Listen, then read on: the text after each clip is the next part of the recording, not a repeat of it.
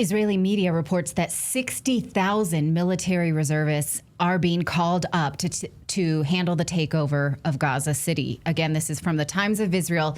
60,000 troops. What do you think they need them for? Well, I'm going to show you. This is on top of the tens of thousands that are already deployed. These people have 2 weeks to report for duty, and it is to, quote, participate in the operation to capture Gaza City. Now, this comes as President Trump seems to have A-okayed the takeover of Gaza City, one of the few places that remain standing in Gaza. But what even is there left to take over? A new Haaretz report is shocking, and we're going to show it to you. It shows the scale of demolition in Gaza, and it is unprecedented in Israeli history, probably in any history, because this is the only time in modern era where we had full city infrastructure and the full dismantling of a city all at once. They have hundreds of heavy machines, massive fuel consumption, relentless pulverization of residential areas. They're calling this, now, this kind of boggles my mind. They're saying this is the biggest engineering project in all of Israeli history.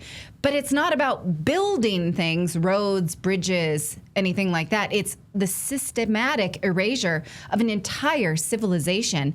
We link to this in the newsletter today. It's an absolutely dystopian reality written out in black and white for us all to see. Now, every building, they're saying, they quote Israeli media and project managers, they're saying, every building has to come down one by one. That's why they need 60,000 people. Officers who are asked about this says no one is demolishing buildings for the fun of it. Every structure is a threat. Every building can conceal a sniper or an entrance to a tunnel. And in fact, when we do hear about Israeli soldiers that die inside of Gaza, a lot of times it's because of these demolitions. They're using unsafe explosives. A lot of them are undersea mines that they had used up, and they just don't have any more of those. So now they're demolishing it bit by bit. And I guess you can't just, drive a tank into a building safely. You have to have engineers to do it. Now, again, they are paying inflated prices. They're saying, it may cost $1,000 a day to rent one of these bulldozers, but the Israeli government is paying around $2,000 to $5,000 a day, I guess, because they have it, because they have support from American government. They have that money. But even being willing to pay those prices, they're pretty much out of equipment. Take a look at this. They say they're running out of demolition equipment. Contractors are renting bulldozers and excavators directly to the army, but demand is so high, there's nothing left in inventory. Each demolition team brings 8 to 12 machines and can level nearly 100 buildings in a single day. Think of that. It boggles the mind. Now they're even sending people to China because they say, we're ordering more equipment from Volvo, but Volvo can't fulfill it. Volvo's saying, oh, you need a new steamroller or what have you. 6 to 7 months is the fastest we can get that to you. Because, think of it, like we're so busy with war. They can't even get a steamroller to Israel in 6 to 7 months. So they're going to China to see if they can get more demolition equipment. First of all, China's never going to go along with this. I would be stunned. They are doing it. What? They're going to buy the equipment. That's what Haaretz, it's not.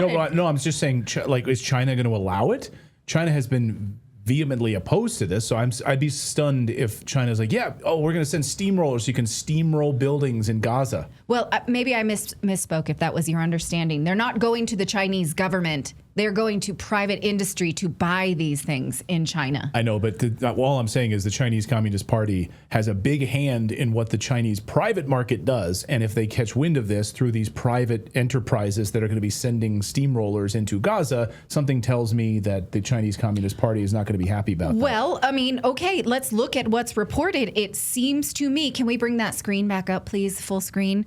They're saying, where does it say here?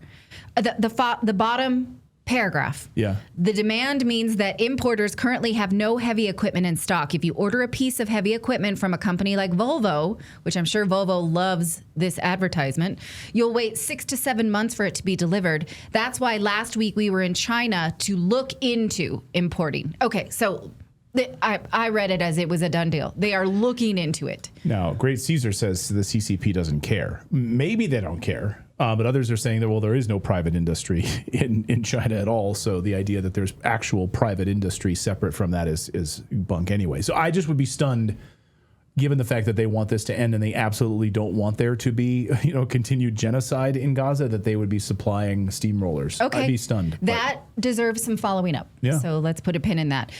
There is also the matter of removing this debris, which experts estimate will take 12 years. You guys, 12 years. They're saying that there's now over 50 million tons of debris, which will cost at least $1 billion to clear. Experts say it could take between 8 and 12 years just to remove the rubble, much of which they're saying is booby-trapped. They're also saying the challenge of hauling huge amounts of iron and concrete over Gaza's sandy terrain, which makes the cleanup even more difficult. So, this idea that there is such a thing as, look at that. That's not precision strikes. That's not, we're just targeting Hamas. They're saying Hamas may be somewhere, but every single building has to come down because we don't know. But what about the ceasefire? Why do they need 60,000 troops and all of this construction equipment if there's a ceasefire on the table? Outlets are reporting that there are talks of what's called a limited ceasefire. Hamas is offering all hostages in exchange for a ceasefire. It's Israel that puts that limited word there because they want to come in and finish the job, which makes it clear that this was never actually about the hostages, given how many times that Hamas has offered all of them. Note the wording again here on the word limited for ceasefire. Some hostages may be exchanged, but Israel will not release all of the Palestinian hostages that they have, nor will they halt its plan for a full takeover of Gaza, especially not with an extra 60,000 troops now suited up for the job. But the hostage families are just beside themselves in despair with the window of hope closing. They know that Netanyahu is trying to thwart a deal to bring home their family. They're protesting in the streets. They're demanding that U.S. envoy Steve Witkoff do something about this. But that's going to be, by the time Gaza is raised, there's no hope anymore. Even though they know Hamas is saying, you can have them all. They know that it's Netanyahu saying no. They don't understand this. Here's a quote from one of them. I've been hearing from mediators that Hamas wants to put a deal on the table for everyone. Unfortunately, we don't see that deal, only a partial deal. The question is, who's not pushing for a deal anymore? We don't know. We just don't know. And so the heartbreaking reality is that their family is being used as pawns for this, what the Israeli government has always wanted, which is a full destruction of Gaza. And that's the reality, is these 60,000 new troops aren't being mobilized to bring them hostages home. They're being mobilized to flatten Gaza. It's not a rescue mission anymore. This is scorched earth. Is there any way to see it elsewise? Someone in our chat says, if I can get it, Israel's looking to, LODH Best Bees says Israel's looking to rebuild Gaza for themselves, right? It's part of the greater Israel project. Of course, this was always the plan. This was the reason that Israel stood down on October 7th and allowed Hamas to attack targets and killing Israeli soldiers. Imagine if you were the parents of those young women who were IDF soldiers in those barracks and in those boundary lines that were killed as a result of your government allowing the stand down of this to happen, so your children are killed, all part of this greater Israel project. People are pointing out steamrollers, of course, for soil compaction. So sorry, yes. But no. I wasn't correcting you. I'm just saying, but they're gone. So once all that rubble is removed, where's it going to go? People are asking, where's it going to go? And then soil compaction, so it's nice and solid there. They can start rebuilding all of those Jared Kushner, right? David Petraeus style condominiums. David Petraeus actively involved in investing in this big project to start to build condominiums there that would be sort of surveillance concentration camps. Mm-hmm. He described them like Boca Raton, remember he said? Yeah. But instead they're going to have cameras and they'll be sort of tracking, biometric scanning. So they'll basically be like a concentration camp. So right. That's what's coming. So that was a for instance. I don't know why you would need a steamroller. I didn't mean that. But we have showed you pictures of the bear. They call it the teddy bear, which is a truly horrific looking bulldozer that they have. So look those up if you if you don't know what that is. And in fact, actually, there was a picture on the first graphic we showed you. Well, let's also talk about the reservists because we had Max Blumenthal on a few weeks ago from the Gray Zone, Jewish journalist Max Blumenthal, and he was pointing out that many of the reservists who were being called up are just not showing up. And they're basically saying, and they're using excuses, and this is reported in the Times of Israel and local newspapers in Israel. They're saying things like, my wife's not letting me. I got to, tend to the family. Is that your freedom to do in Israel, and for how long? Can you just say, let us know if you're like an IDF reservist and you live in Israel and you're watching our show. Can you imagine? But number one, if that's the case, can you just use that as an excuse? Because they're saying also, I'm fatigued. I've been called up too many times. You're only supposed to call me up once or twice. Now you've called me up 3 or 4 times. You've been calling me up here as a reservist, and now I'm just tired. I don't want to go back. And they're blaming and saying, my wife won't let me do it. Well, here's an interesting question, because we know a lot of IDF soldiers live in the United States.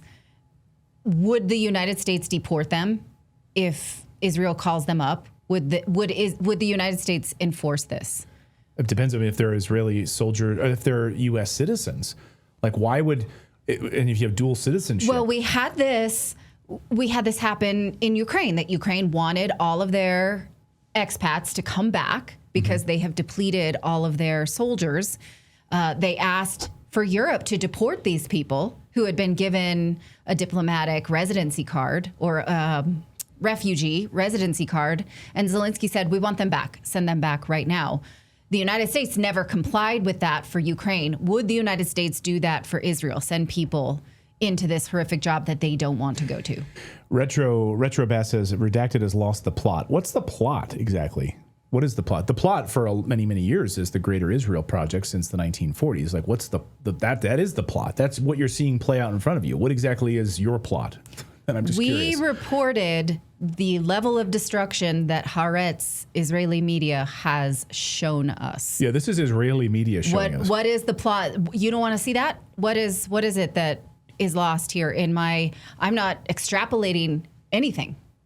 I'm just showing you what's happening while we are living our lives and going to the grocery store, putting gas in our cars.